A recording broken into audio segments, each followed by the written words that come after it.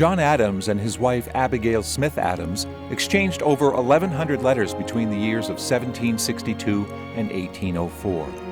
Though during that period he would become one of the authors of the Declaration of Independence, a two-term vice president to George Washington, and the second president of the United States. He would always treat Abigail as his intellectual equal, which she was.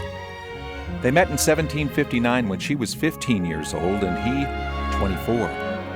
Though initial impressions between them were not favorable, they developed a growing affection for one another and were married 5 years later, in October of 1764, despite opposition from her mother. In these letters, you'll notice that they have pen names for one another. She, his Diana, Roman goddess of the moon, and he, Lysander, the Spartan hero. Not only are these names used as terms of endearment, but they also display a shared knowledge and appreciation of history and literature. We pick up the story in 1764, just 6 months before their wedding. Abigail is living in her family home in Weymouth, and John is living in Braintree on a farm he'd recently inherited from his father. The colonies were in the midst of another smallpox outbreak. Since the disease was introduced to Massachusetts in Plymouth in 1633, there had been at least a half a dozen outbreaks over the years. The most severe one in Boston, starting in 1721, was so bad that the entire city was ultimately evacuated. Unfortunately, that had the unintended effect of spreading the infection to the rest of the 13 colonies. This was more than an inconvenience, as smallpox is estimated to be responsible for the deaths of 300 to 500 million people during the 20th century alone. During the time of these letters, smallpox inoculations had been going on for several decades, but were still controversial in spite of their high success rate. That said, they were not to be taken lightly. Though you had a good chance of living through an inoculation, you were likely going to suffer a mild infection, which could be very uncomfortable and last many weeks. John is preparing for a smallpox inoculation. Weymouth, April 7th, 1764. Sir, how do you do now? For my part, I feel much easier than I did an hour ago, my uncle having given me a more particular and favorable account of the smallpox, or rather the operation of the preparation, than I have had before. He speaks greatly in favor of Dr. Perkins, who has not, as he has heard, lost one patient. Keep your spirits up, and I make no doubt that you will do well enough. Shall I come and see you before you go? No, I won't, for I want not again to experience what I this morning felt when you left your A. Smith. Braintree, April 7th, 1764. My dear Diana, for many years past I have not felt more serenely than I do this evening. My head is clear and my heart is at ease. Business of every kind I have banished from my thoughts. My room is prepared for a 7 days' retirement, and my plan is digested for 4 or 5 weeks. My brother retreats with me to our preparatory hospital and is determined to keep me company through the smallpox. For I assure you sincerely that, as nothing which I before expected from the distemper gave me more concern than the thought of a 6 weeks' separation from my Diana, my departure from your house this morning made an impression upon me that was severely painful.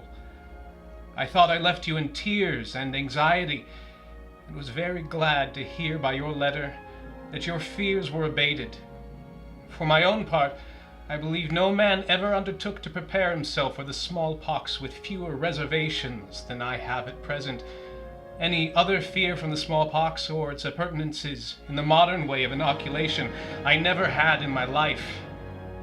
Next Friday, we take our departure for Boston, and I have not the least doubt of a pleasant 3 weeks, notwithstanding the distemper. Good night, my dear. I'm going to bed. April 8th. The people all gone to meeting, but myself and companion, who are enjoying a pipe in great tranquility after the operation of our ipecac. Did you ever see 2 persons in one room ipecacuaned together? I hope I have not spelled that ineffable word amiss. I assure you, they make merry diversion. We took turns to be sick and to laugh. When my companion was sick, I laughed at him, and when I was sick, he laughed at me. Once, however, and only once, we were both sick together, and then all laughter and good humor deserted the room. Upon my word, we both felt very sober. But all is now easy and agreeable. We have had our breakfast, and are seated to our pipes and our books as happily as mortals preparing for the smallpox can desire. April 9th. Every letter I receive from you, as it is an additional evidence of your kindness to me, and as it gives me fresh spirits and great pleasure, confers an additional obligation upon me. You may rely upon it. I shall strictly pursue the doctor's directions without the least deviation. I have not felt freer from all kinds of pain and uneasiness. I have not enjoyed a clearer head or a brisker flow of spirits these 7 years than I do this day.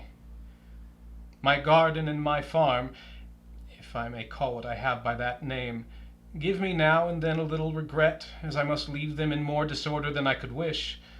But the dear partner of all my joys and sorrows, in whose affections and friendship I glory more than in all other emoluments under heaven, comes into my mind very often and makes me sigh.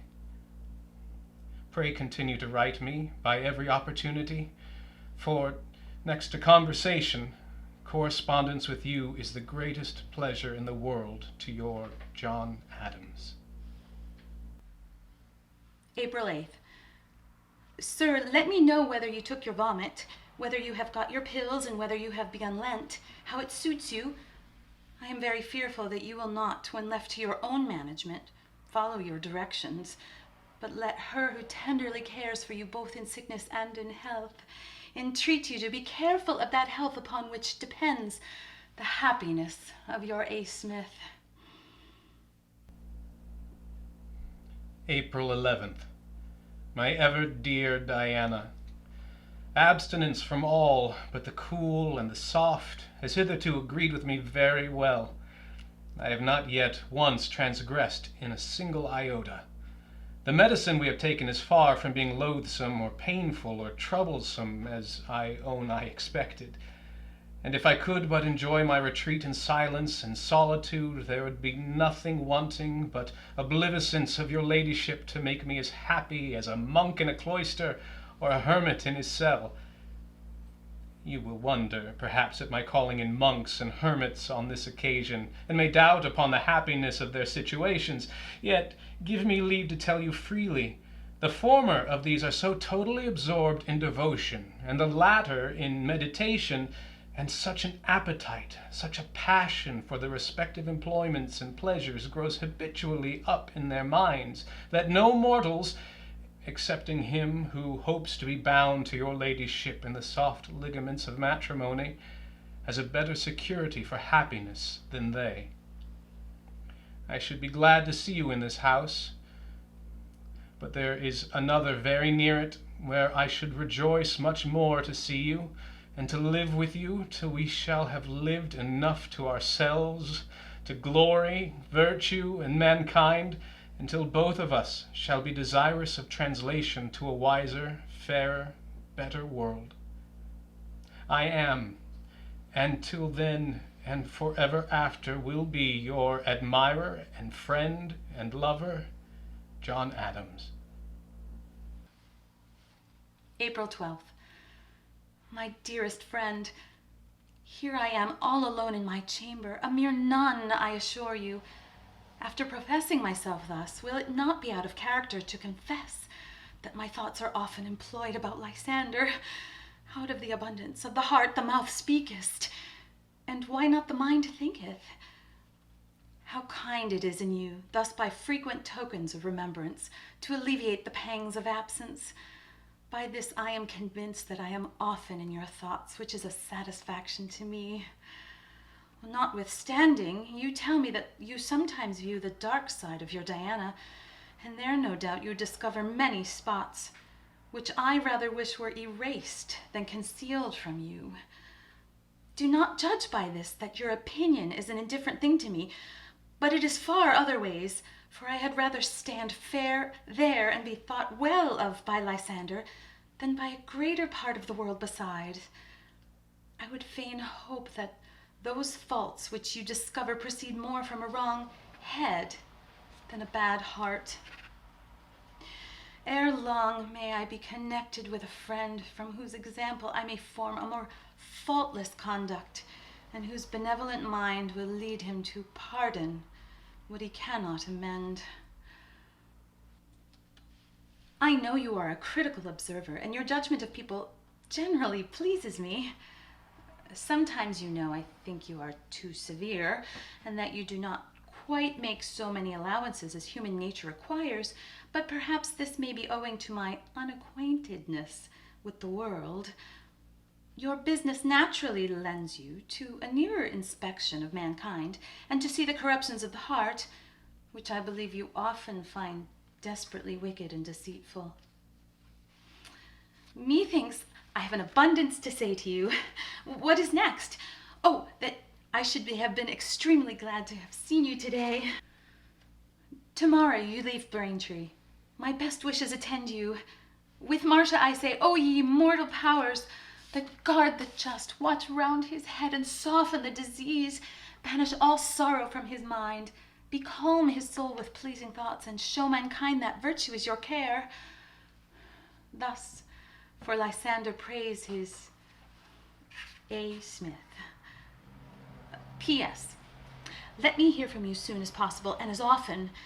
I send you some tobacco to smoke your letters over, though I don't imagine you will use it all that way. A pleasant ride to you. Breakfast calls, your A. Smith. Boston, April 13th. My dearest, the doctor came in a chaise, and after an apology for not recollecting what Dr. Tufts had told him, Dr. Perkins demanded my left arm and Dr. Warren my brother's. They took their lancets and with their points divided the skin for about 1/4 of an inch, and just suffering the blood to appear, buried a thread about 1/4 of an inch long in the channel. A little lint was then laid over the scratch and a piece of rag pressed on, and then a bandage bound over all. My coat and waistcoat put on, and I was bid to go where and do what I pleased. Don't you think the doctor has a good deal of confidence in my discretion thus to leave me to it? I have one request to make, which is that you would be very careful in making Tom smoke all the letters from me, very carefully, before you or any of the family reads them. For although I shall never fail to smoke them myself before sealing, yet I fear the air in this house will be too much infected soon to be absolutely without danger, and I would not you should take the distemper by letter from me for millions. I write at a desk far removed from any sick room, and shall use the care I can, but too much cannot be used.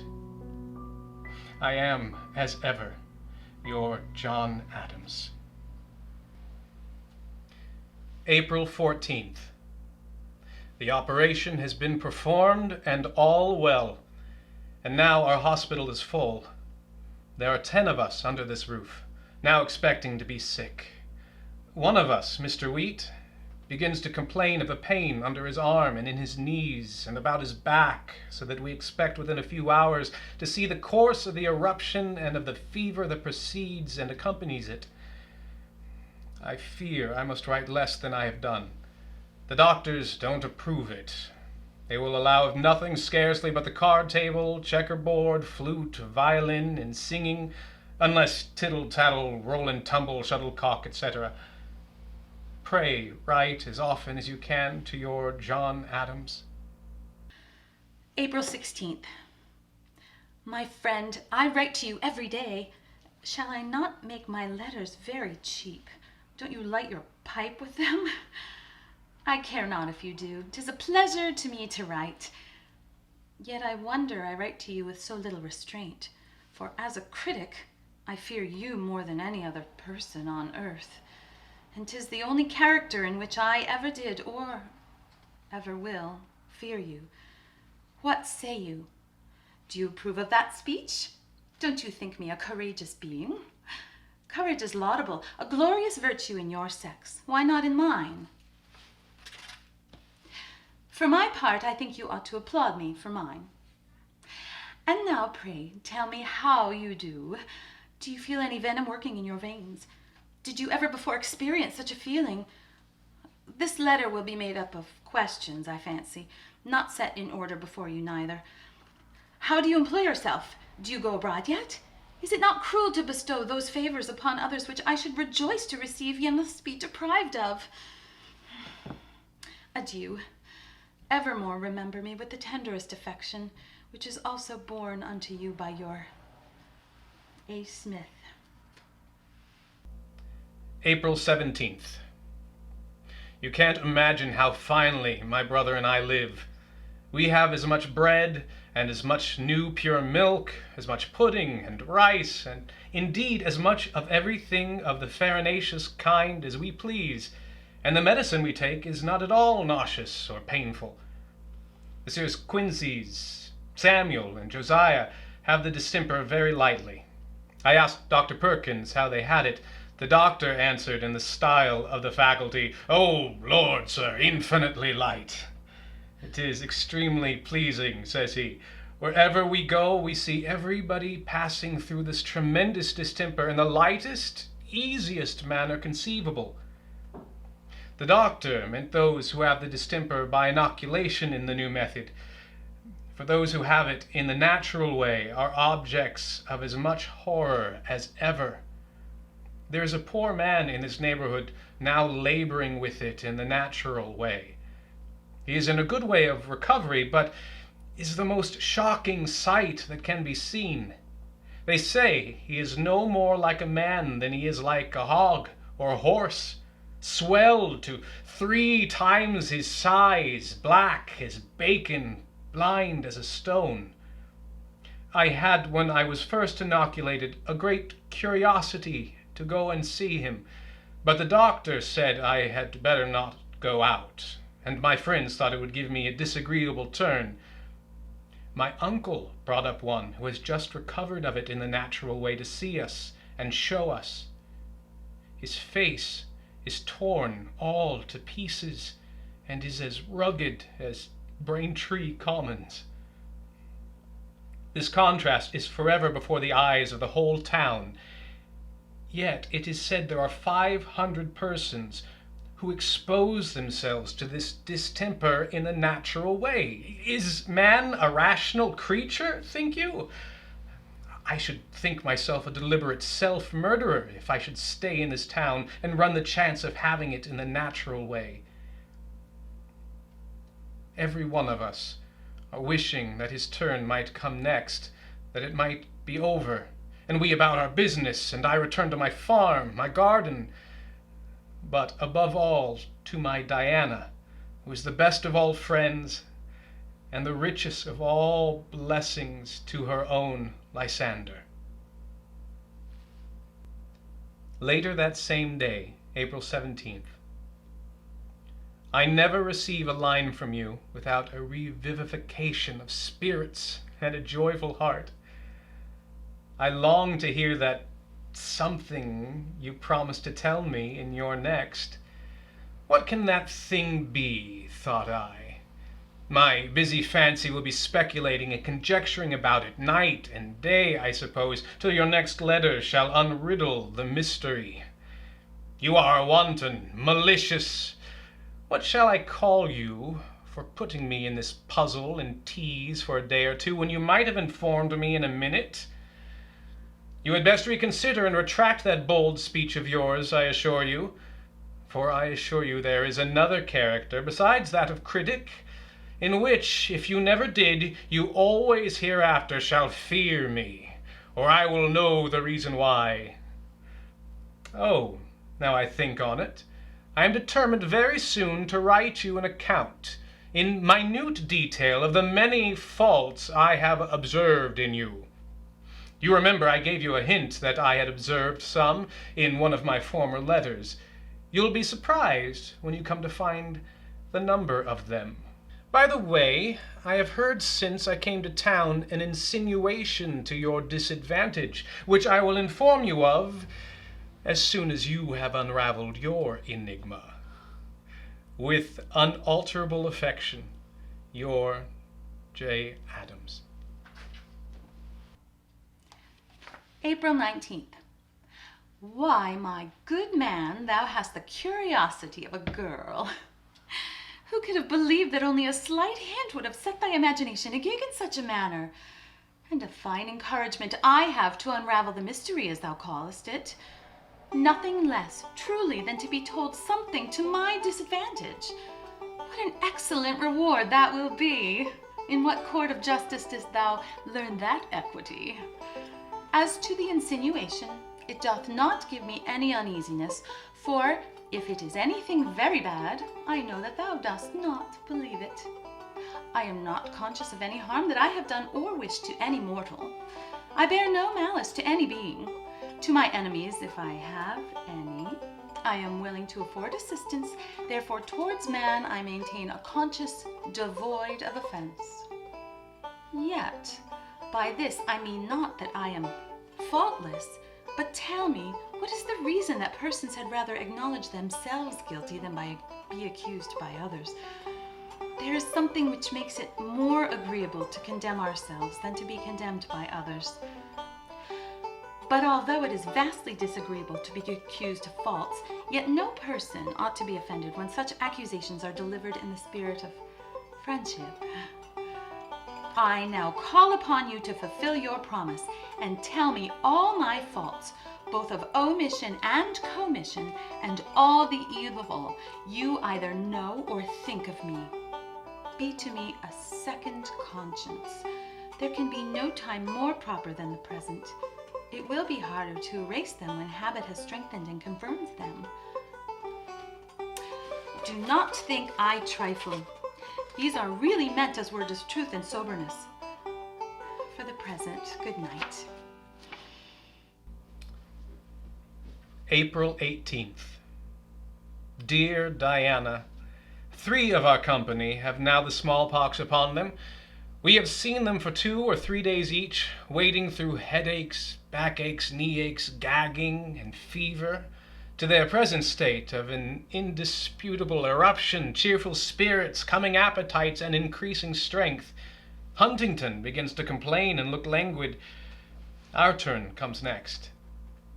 We have completed 5 days since inoculation, and have as yet felt no pains, nor languors from pox, or medicine worth mentioning.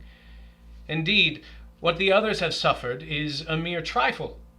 They arise every day with the rest, having slept as soundly as the rest, eat and drink with the rest, walk about the chamber and chat with the rest, excepting that they love lolling and tumbling on the bed rather more than the rest, and are somewhat less sociable and more fretful, groan a little oftener, and wish to see the doctor. But as soon as the pock is out, these pains depart, and their spirits rise, tongues run, and they eat, drink, laugh, and sport like prisoners released. Sylvia wants the pen, and I'm weary of it, so I will use it no more than to subscribe the name of Lysander. April 20th. What does it signify? Why may not I visit you a days as well as nights? I no sooner close my eyes than some invisible being, swift as the albarak of Mahomet, bears me to you. I see you, but I cannot make myself visible to you. That tortures me. But it is still worse when I do not come, for I am then haunted by 6 ugly sprites. One will catch me and leap me into the sea. Another will carry me up a precipice, like that which Edgar describes to Lear, and then toss me down. And were I not then light, I should shiver into atoms. Another will be pouring down my throat stuff worse than the witch's broth in Macbeth. Where shall I be carried next? I know not. But I had rather have the smallpox by inoculation 6 times than be sprited about as I am. What say you? Can you give me any encouragement to come? But my own inclinations must not be followed. To duty I sacrifice them. For the present, goodbye. Later that evening, I hope you smoke your letters well before you deliver them. Mamma is so fearful lest I should catch the distemper that she hardly ever thinks the letters are sufficiently purified. Did you never rob a bird's nest? Do you remember how the poor bird would fly round and round, fearful to come nigh, yet not know how to leave the place? Just so, they say, I hover round Tom while he was smoking my letters. But heyday, Mr. What's-Your-Name, who taught you to threaten so vehemently? A character besides that of critic, in which, if I never did, I always hereafter shall fear you. Thou canst not prove a villain. Impossible! I therefore still insist upon it, that I neither do nor can fear thee. For my part, I know not that there is any pleasure in being feared, but if there is, I hope you will be so generous as to fear your Diana, that she may at least be made sensible of the pleasure. Tomorrow marks the 14th day. How many more are to come? I dare not trust myself with the thought. Adieu. Let me hear from you by Mr. Ayres, and excuse this very bad writing. If you had mended my pen, it would have been better. Once more adieu. Gold and silver have I none, but such as I have give I unto thee, which is the affectionate regard of your A. Smith.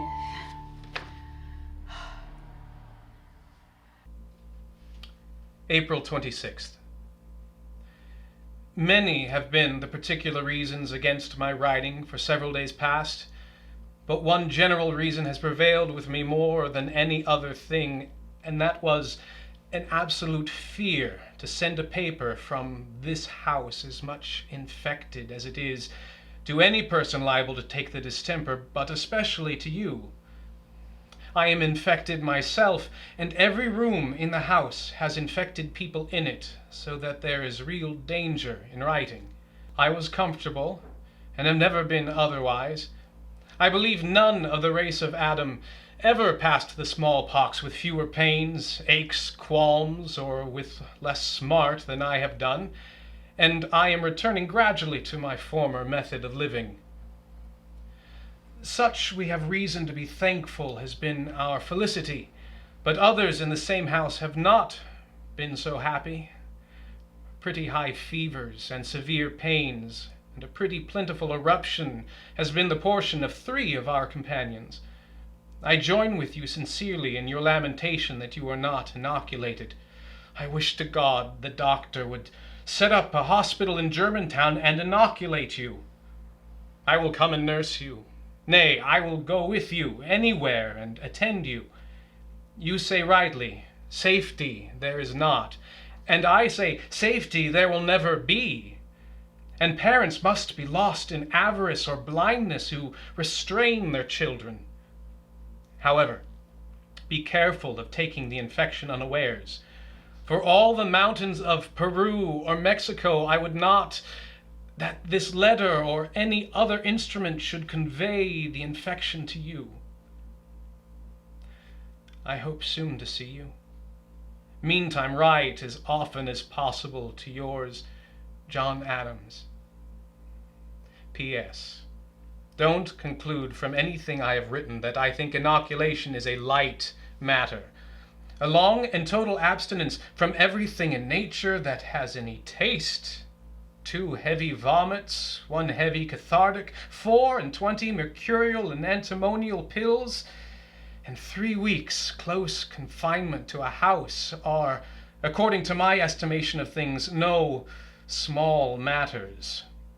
However, who would not cheerfully submit to them rather than pass his whole life in continual fears, in subjection, under bondage? April 30th.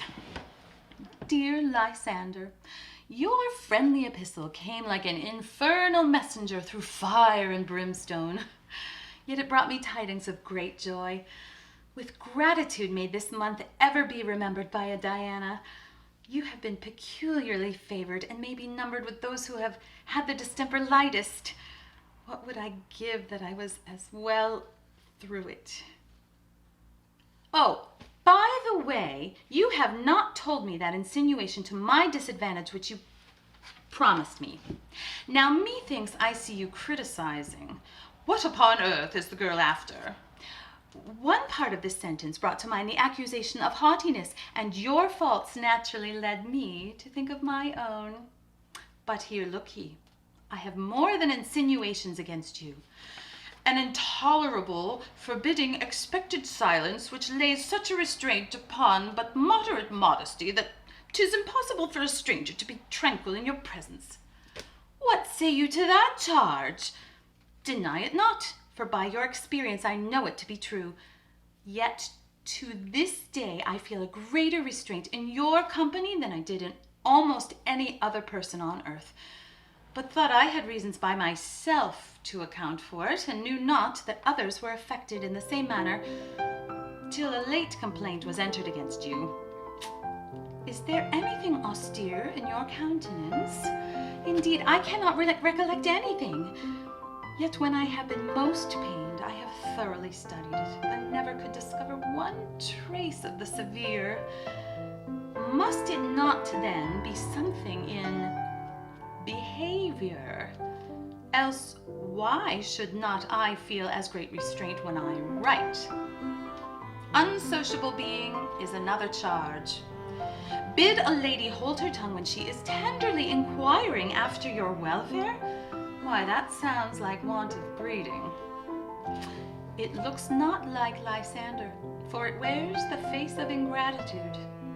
I expect you to clear up these matters without being in the least saucy.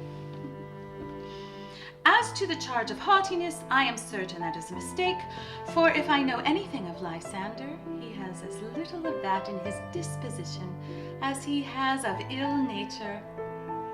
But for sauciness, no mortal can match him. No, not even his Diana.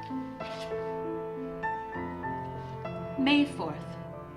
Your desire that I would write at every opportunity is punctually observed by me, and I comply with your request, although I have nothing more to say than, how do ye, and when will you return? These questions perhaps may appear trifling to others, yet to me they are matters of the highest importance. I greatly rejoice to find you are so comfortable, as well as the rest of my friends. Myra, I hear, is to return next week, and will not Lysander too? Yet do not, till you can come with the greatest safety. For should I see thee, were I imprisoned even in a paradise, I should leap the crystal walls. For all those pleasurable sensations which you were so pleased to say a letter from your Diana gave you, are enjoyed by her when Lysander favors her with an epistle, and in as much greater a degree as his are more worthy than hers. Yet though he exceeds her there, he cannot in a tenderer affection than that which is borne him by his A. Smith. May 4th. Of my hospital companions, we are all well but one, who is more hysterical than any ancient maiden in the gout. A history of his oddities would be a curiosity, but the man is in no danger. His smallpox is all gone, and he can eat his pint of chocolate and his bowl of claret sangry as well as any man. May 7th. I promised you, some time agone, a catalogue of your faults, imperfections, defects, or whatever you please to call them.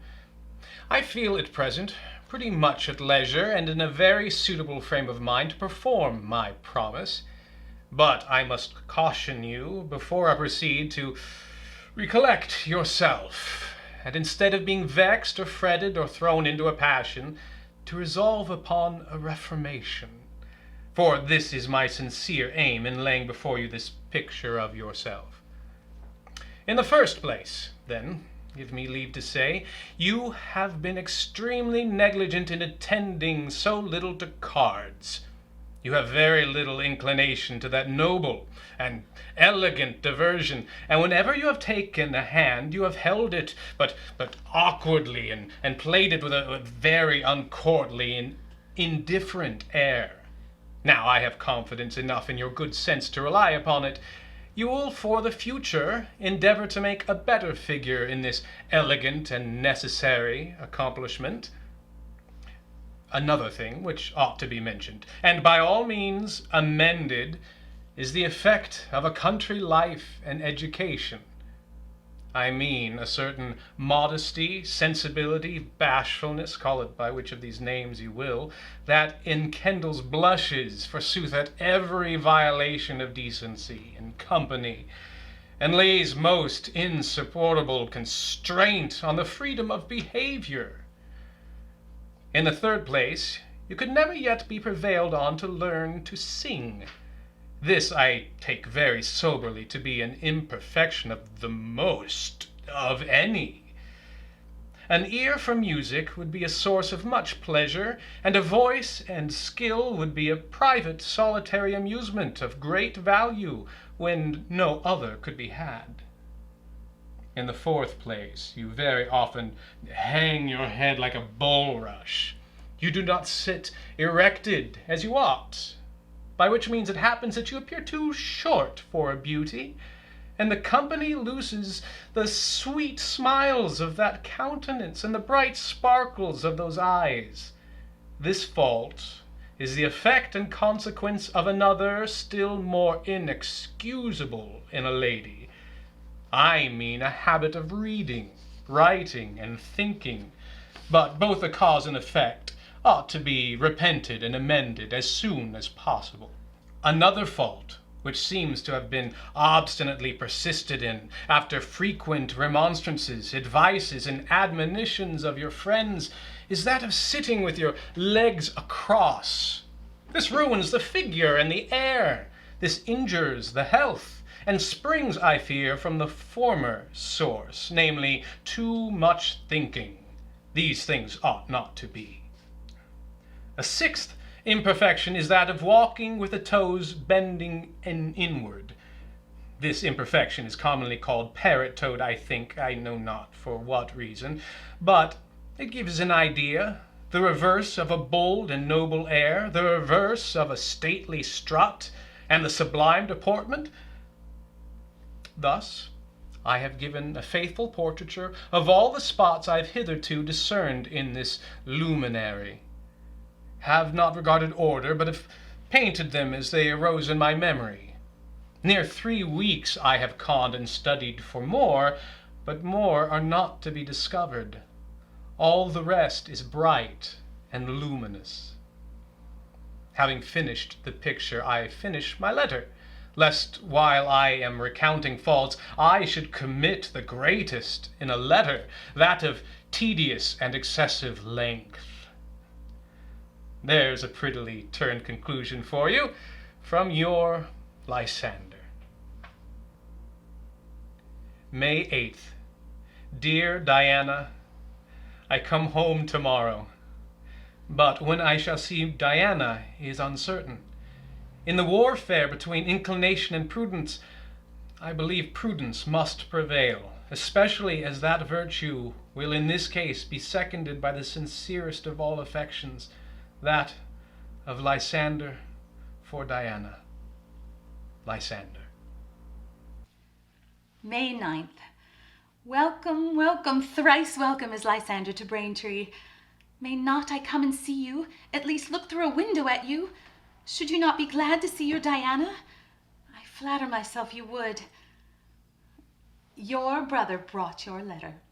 I thank you for your catalogue, but must confess I was so hardened as to read over most of my faults with as much pleasure as another person would have read their perfections. And Lysander must excuse me if I still persist in some of them, at least till I am convinced that an alteration would contribute to his happiness. Especially may I avoid that freedom of behavior which consists in violations of decency. And permit me to tell you, sir, nor disdain to be a learner, that there is such a thing as modesty without either hypocrisy or formality. As to a neglect of singing, that I acknowledge to be a fault, which, if possible, shall not be complained of a second time, nor should you have had occasion for it now, if I had not a voice as harsh as the screech of a peacock. The capital fault shall be rectified, though not with any hopes of being looked upon as a beauty. To appear agreeable in the eyes of Lysander has been for years past, and still is, the height of my ambition. The fifth fault, I will endeavor to amend it. But you know, I think that a gentleman has no business to concern himself about the legs of a lady. The sixth and last can be cured only by a dancing school. But I must not write any more. I borrow a hint from you. Therefore, I will not add to my faults that of a tedious letter. A fault I had never yet reason to complain of in you, for however long, they never were otherwise agreeable to your own A. Smith. We now jump ahead 12 years to July of 1776. John is in Philadelphia, having signed the Declaration of Independence just 2 short weeks before. During this period, he was typically working 18-hour days while serving on 90 committees in Congress and chairing 25 of them. Abigail is now in Boston, having herself and her 4 children, all under the age of 11, inoculated for smallpox. Imagine having to watch and care for herself and her children as they all experience the horrors and uncertainty of this disease, and to do so while living apart from one another. This would prove to be a very difficult period for them both, as John felt the responsibility of helping guide this new country through its infancy, while Abigail was bearing the enormous and frightening responsibility of keeping her family alive during the epidemic. While the deep affection between she and John is still evident, she was now Portia, the rich, beautiful, and intelligent heiress from Shakespeare's Merchant of Venice. There's a little less playfulness in the tone of the correspondence, as the weight of their respective responsibilities have left imprints on their lives. Philadelphia, July 16th, 1776. In a letter from your Uncle Smith, I am informed that you were about taking the smallpox with all the children. It is not possible for me to describe more, nor for you to conceive my feelings upon this occasion. Nothing but the critical state of our affairs should prevent me from flying to Boston to your assistance. I can do no more than wish and pray for your health and that of the children. Never, never in my whole life had I so many cares upon my mind at once. I rely upon the tender care of our friends. I'm very anxious about supplying you with money. Spare for nothing. If you can get friends to lend it to you, I will repay with gratitude as well as interest any sum that you may borrow. I shall feel like a savage to be here, while my whole family is sick at Boston. But it cannot be avoided. I cannot leave this place without more injury to the public now than I ever could at any other time, being in the midst of scenes of business which must not stop for anything. Make anybody write to me, by every post. Don't miss one for any cause whatever.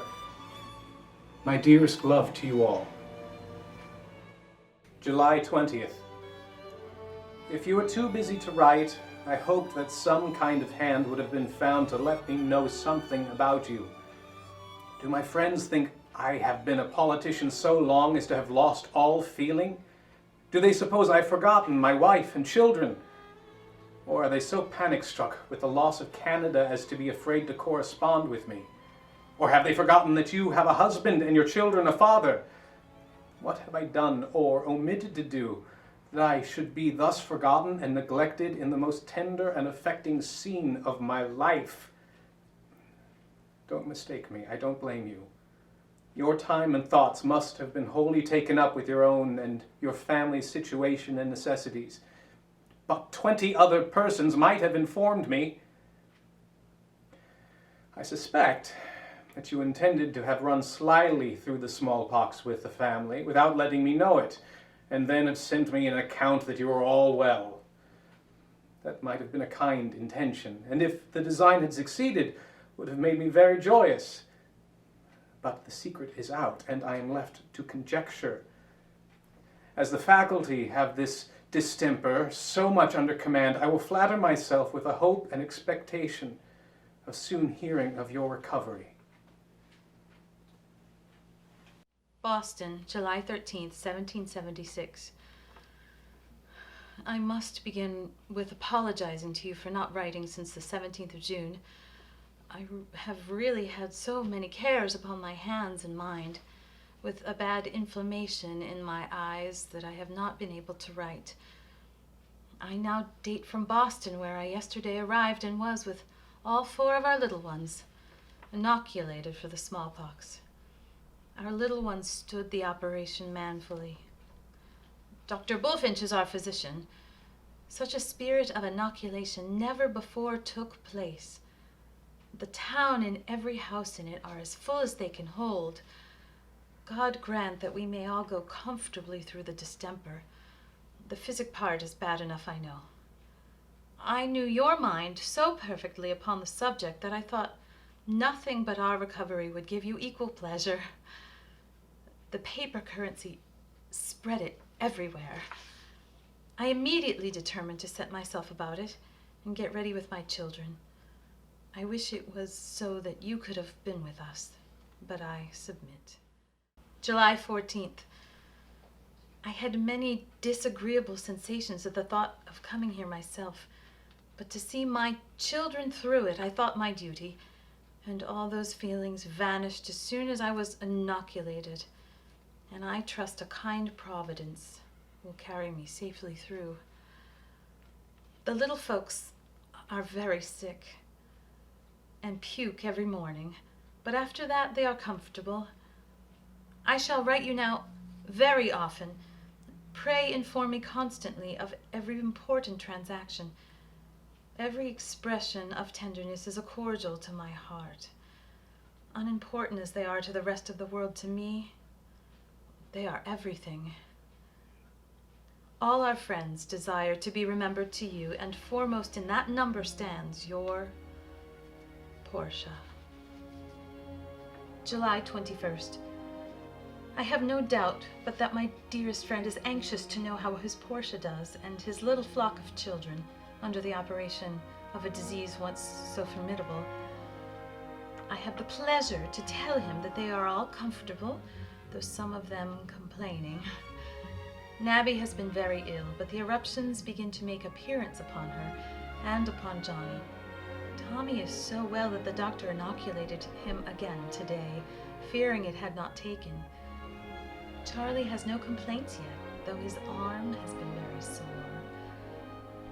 I received a letter from you, and though I think it a choice one, in the literary way, containing many useful hints and judicious observations which will greatly assist me in the future instruction of our little ones, yet it lacked some essential ingredients to make it complete.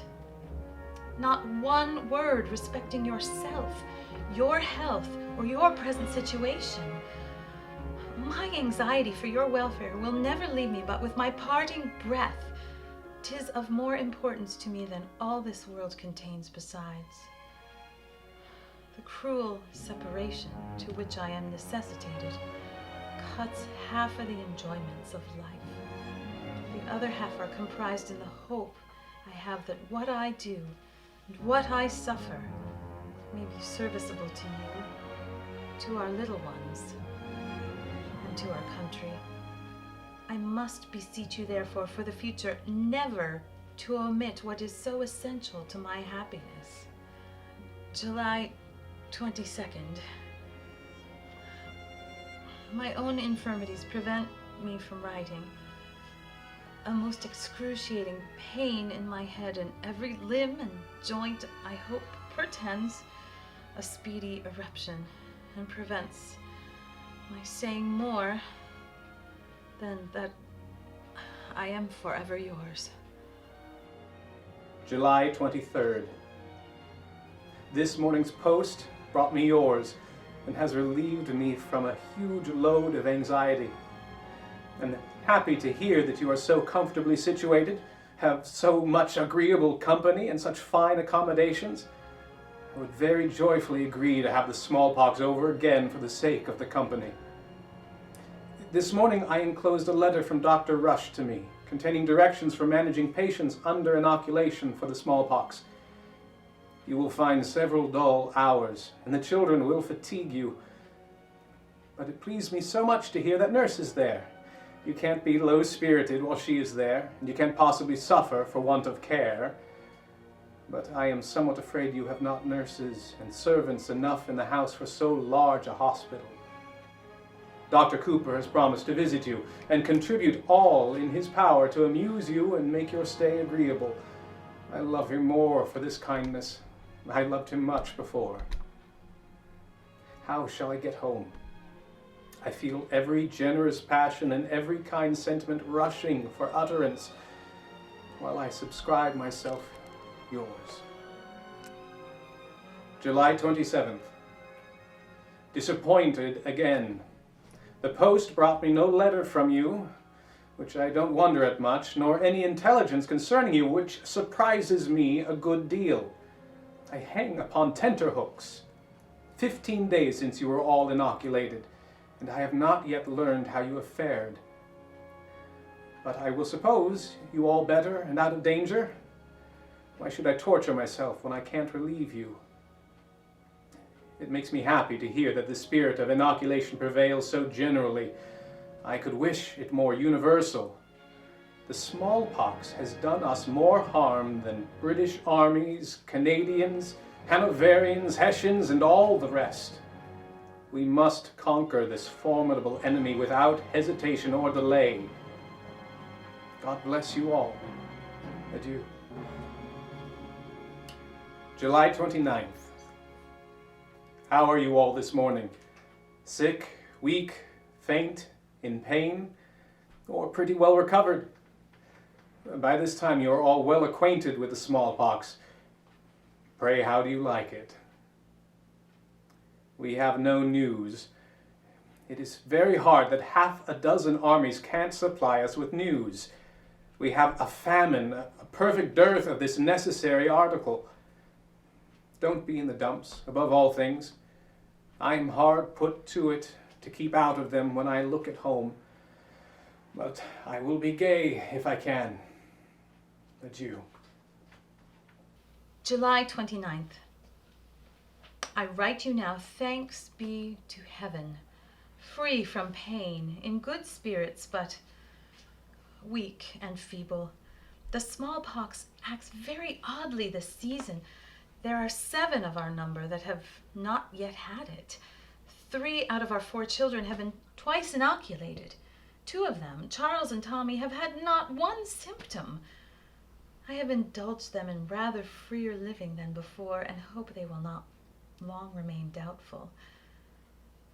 Becky Peck, who has lived in the same manner with us, has it to such a degree as to be blind, with one eye swelled prodigiously. I believe she has 10,000. She is really an object to look at. Johnny has it exactly as one would wish, enough to be well satisfied and yet not to be troublesome. We sleep with windows open all night and lay upon the carpet or straw beds or anything hard. Abstain from spirits, salt, and fats. Fruit we eat all we can get, and those who like vegetables unseasoned may eat them, but that is not I. This doubtful business is very disagreeable, as it will detain us much longer. But there are several instances now of persons who thought that they had it and were recovered and lived away freely, and now are plentifully dealt by. Every physician has a number of patients in this doubtful state. I have not got rid of any terrors of the smallpox but that of not being liable to it again, which you will say is a very great one. But what I mean is that I should dread it more now than before I saw it. Dr. Sawyer of Newburyport lost a child 9 years old last week with a distemper, and Colonel Robinson of Dorchester lies extremely bad with a mortification in his kidneys. some such instances we must expect among such a variety of persons and constitutions. When I came into town, I was in great hopes that if we did well, we should be able to return in about 3 weeks. Now I fear it will be 5 weeks before we shall all get through. But I must not complain. When I cast my eye upon Becky, whose symptoms were not half so high as mine, or some of the rest of us, and see what an object she is, I am silenced and adore the goodness of God towards us. I believe you will be tired of hearing of smallpox, but you bid me write every post, and suppose you are anxious to hear how we have it. The next post I hope to tell you that they all have had it who now remain uncertain. I am at all times and in all states unfeignedly yours. July 30th. You say I must tell you of my health and situation. As to the latter, my situation is as far removed from danger, I suppose, as yours. I never had an idea of danger here, nor a single sensation of fear. Delaware River is so well fortified that I have no suspicions of an enemy from sea, although vast numbers of people have removed out of this city into the country for fear of one. My health has lasted longer than I expected, but with intermissions of disorder, I fear, is departing. Increase of heat in the weather and of perplexity in business, if that is possible, have become too much for me. These circumstances, added to my concern for those other parts of myself in Boston, would certainly have carried me there before now if I could have got there. But I have no servant nor horse. I am now determined to go home, but the precise time I cannot fix. Adieu. July 30th. As to myself, I am comfortable. Nabby, I hope, has gone through the distemper. The eruption was so trifling that to be certain I have had inoculation repeated. Charles was inoculated last Sabbath evening, a second time. Tommy today, the third time from some fresh matter taken from Becky Peck, who has enough for all the house beside. This suspense is painful. I know not what to do with them. It lengthens out the time, which I can but ill afford, and if they have it, I know not how to quit till I can get them through. Youth is the time. They have no pains but bodily, no anxiety of mind, no fears for themselves or others, and then the disease is much lighter. The poor doctor is as anxious as we are, but begs us to make it certain, if repeated inoculations will do it. There are now several patients who were inoculated last winter and thought they passed through, but now have taken it in the natural way. 'Tis a pestilence that walketh in darkness. 'Tis a poor business at best.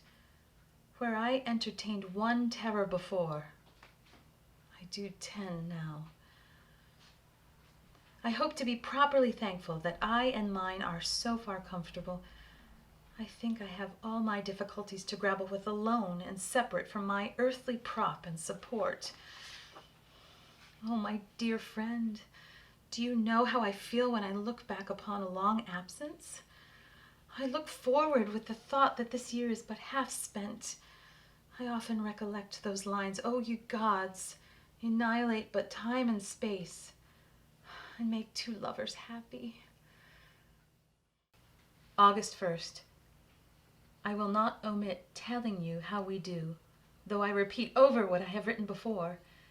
If I do, you must excuse it, as I forget one day what I wrote the day before. The smallpox is a great confuser of the mind. I am really put to it to spell the commonest words. I feel well myself, only much weakened and enfeebled. I want the air of the country, but cannot yet obtain it. No person who has had the smallpox can go beyond the guard. Every person who comes into the town must be smoked there upon their return with all their money and papers. Tommy has been very feverish, but is now so well as to go to school. Charles II has taken, I think, but cannot be certain till next week. You complain of me. I believe I was to blame in not writing to you. I ought to have done it. I did not suspect you would hear of my intention till I told you myself. I had many cares upon my hands, many things to do for myself and family before I could leave. The time granted was only 10 days. I got here and then wrote you a very long letter. Since then I have scarcely omitted a post. You will have more reason to complain of being tired out. I received by the post a few lines from you. It really grieved me to find you so anxious. Your kindness in so often writing shall be returned in kind. I know not how you find the time amidst such a multitude of cares as surround you, but I feel myself more obliged by the frequent tokens of your remembrance. But you must not forget that, though my letters have much less merit, they have many more words, and I fill all the blank paper you send me. Adieu, most affectionately, your Portia. August 3rd.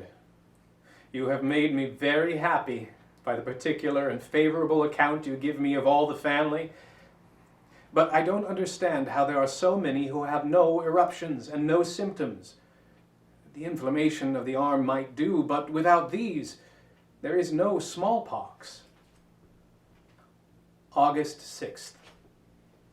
Tell John he is a very lucky young gentleman to have it so much better than his mamma, his sisters, and brothers. How am I to get home, I don't know. I want the exercise of a journey so much that I must return soon. My health is so infirm that I can stay no longer. August 5th. I received your 2 letters. I really am astonished at looking over the number I have received during this month. More, I believe, than for 3 months before. I hope 'tis your amusement and relaxation from care to be thus employed. It has been a feast to me during my absence from home and cheered me in my most painful moments. I have been trying all day to get time to write to you. I am now obliged to rob my sleep. I took the precaution of having all mine who had not the symptoms the 9th day inoculated a 2nd time, and I hope they have all passed through except Charlie. And what to do with him, I know not. I cannot get the smallpox to operate upon him. I have abundant reason to be thankful that we are so many of us carried comfortably through a disease so formidable in its natural operation, and though our symptoms have run high, yet they have been the worst, for the eruption itself has been a trifle. I hope to be able to return to Braintree next week, which will complete me 5 weeks. Adieu, dearest, best of friends. Adieu. August 10th. I am happy to think that you and my oldest son are well through the distemper and have sufficient receipts. Nabby, I believe, is also through.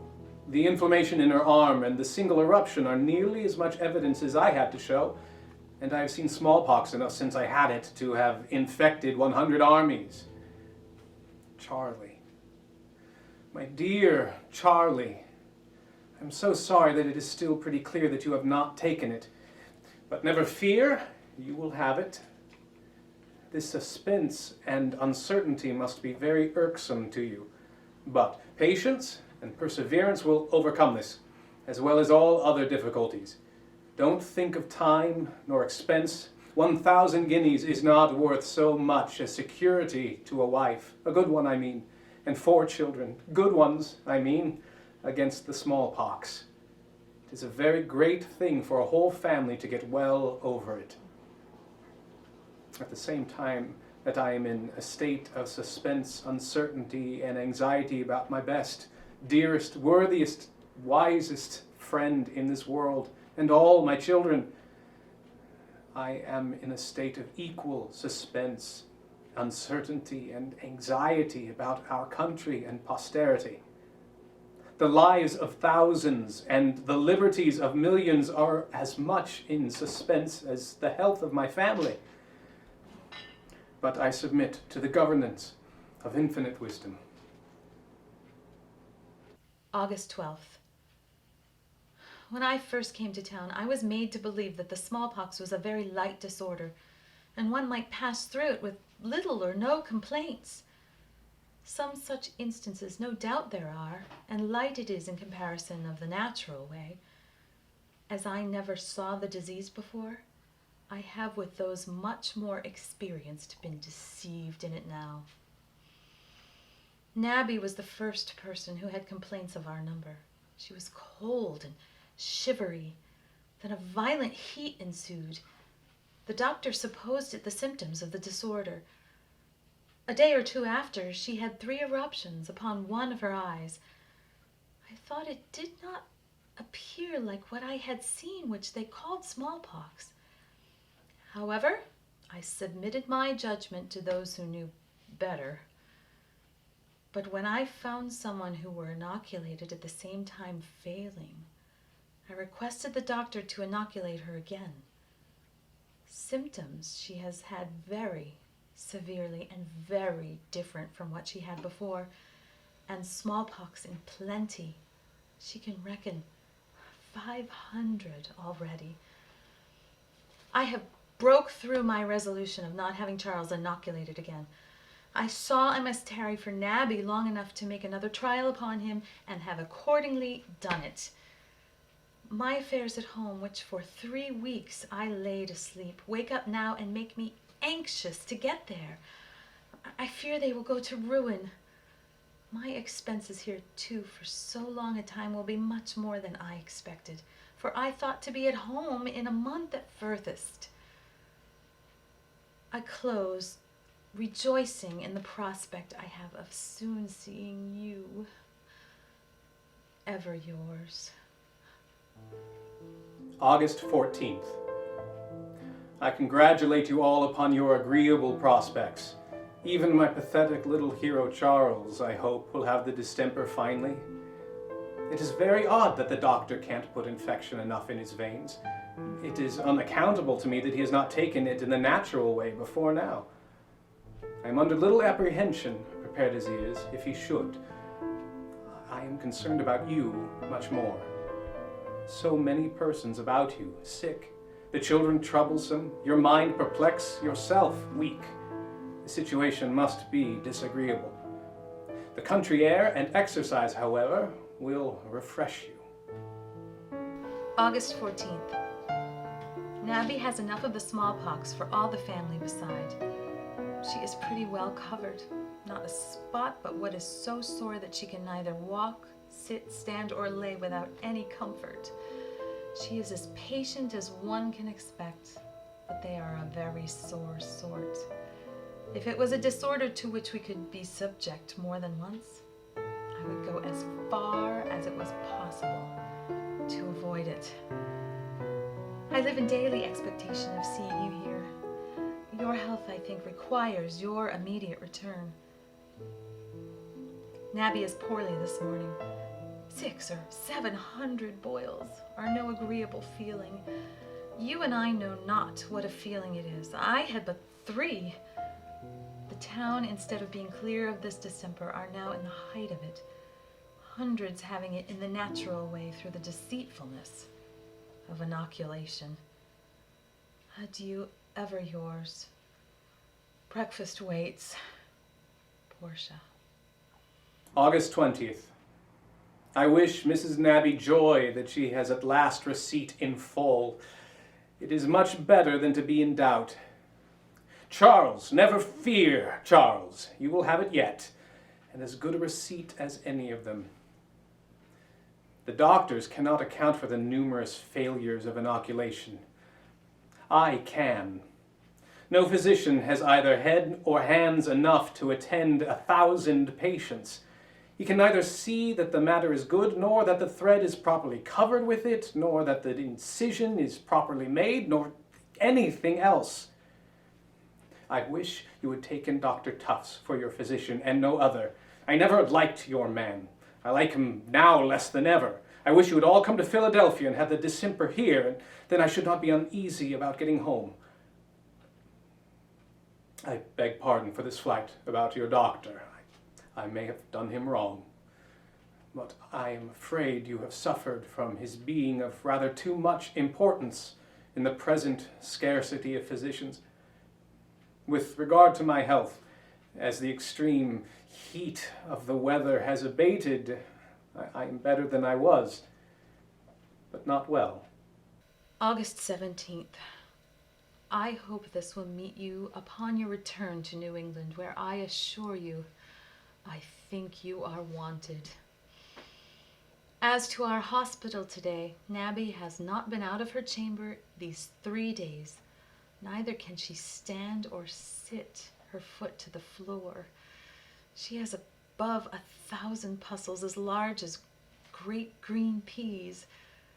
She is, the doctor says, in a good way, though 'tis hard to make her think so. Charles complains some today. I hope 'tis the symptoms. I have had a siege of it. I long for the campaign to be over.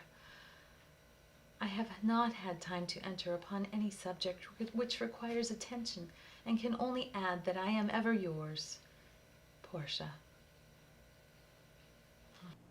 August 25th. I hope it will not be my fate to be sick here. Indeed, I am not much afraid of these acute disorders. Mine are more chronical, nervous, and slow. Nabby, by this time I conclude, is well. And Charles, I hope, is broke out. August 18th. At present, all my attention is taken up with the care of our little Charles, who has been very bad. The symptoms rose to a burning fever. A stupefaction and delirium ensued for 48 hours. The doctor attended him as though he had been his own child. He has taken the distemper in the natural way. A most plentiful eruption has taken place. Though everything has been done to lessen it that could, his face will be quite covered. Many, if not all, will run together. He is yet a very ill child, though his symptoms are lessened. I would not have alarmed you. I hope he is not dangerous, but we cannot tell the event. Heaven grant that it may be favorable.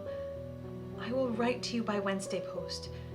I shall see then how he is like to be, and can form a better judgment of him. Nabby can walk today without borrowing my shoes and stockings. Adieu, ever yours. August 28th. Your letter has fixed an arrow in my heart which will not be drawn out until the next post arrives. And then, perhaps, instead of being withdrawn, it will be driven deeper. My sweet babe, Charles, is never out of my thoughts. Gracious heaven preserve him. The symptoms you describe are so formidable that I am afraid almost to flatter myself with hope. Why should I repine? Why should I grieve? He is not mine, but conditionally, and subject to the will of a superior whose will be done. I shall enclose with this a pamphlet entitled The Present Method of Inoculating for the Smallpox. This pamphlet is recommended to me as containing the best method and that which is practiced by the greatest masters in this city. I send this as a present to you, but you must lend it to Dr. Tufts. I have not had time to read it. August 22nd. I have been in town 6 weeks yesterday. Charlie is better. He is exceeding full, but the little creature is as patient as a lamb. We carry him into the air all we can. In the height of the dog days, a very bad time for smallpox, but we think he will do well. I hope to be able to get home by next week. I shall rejoice exceedingly. Nabby's are most all turned. She looks speckled. Adieu, ever yours, Portia. August 25th. I fear you will think me negligent and inattentive. If I had been at home, I should have been sooner in a capacity to have assisted you. I was talking of sending for you and trying to procure horses for you when little Charles, who lay upon the couch covered over with smallpox, and nobody knew that he had heard or regarded anything which was said, lifted up his head and says, "Mamma, take my $1 and get a horse for Papa." Poor fellow has had a tedious time of it, as well as I. But 'tis now upon the turn, and he is much easier and better. I hope I shall be able to get out of town Saturday next. Mr. and Mrs. Cranch with their children went out Friday. I feel rather lonely. Ever, ever yours, Portia. August 30th. Amidst all my concern for the army, my dear Charles is continually present to my mind. I did not know what fast hold that little prattler Charles had upon me before. Give my love to my little speckled beauty Nabby. Tell her I am glad she is like to have a few pits. She will not look the worse for them. If she does, she will learn to prize looks less and ingenuity more. John and Tom, hardy fellows. I have hardly had occasion to feel at all anxious about them. I think I have a right, and that it is my duty to take a little respite and relaxation.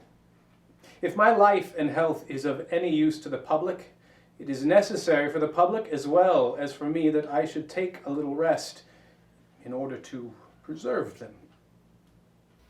August 29th.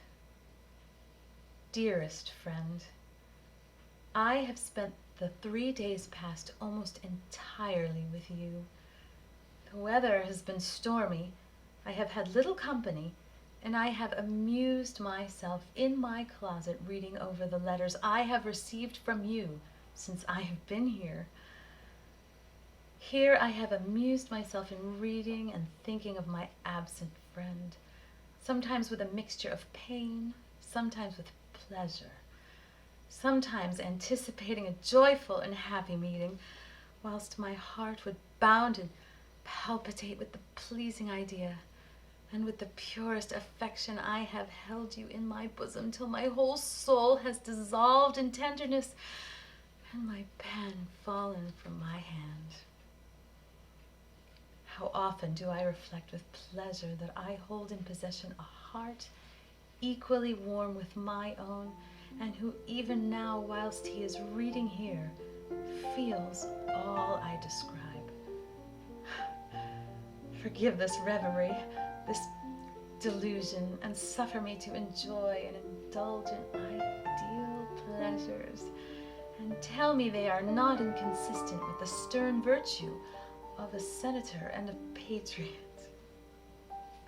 I wish for peace and tranquility.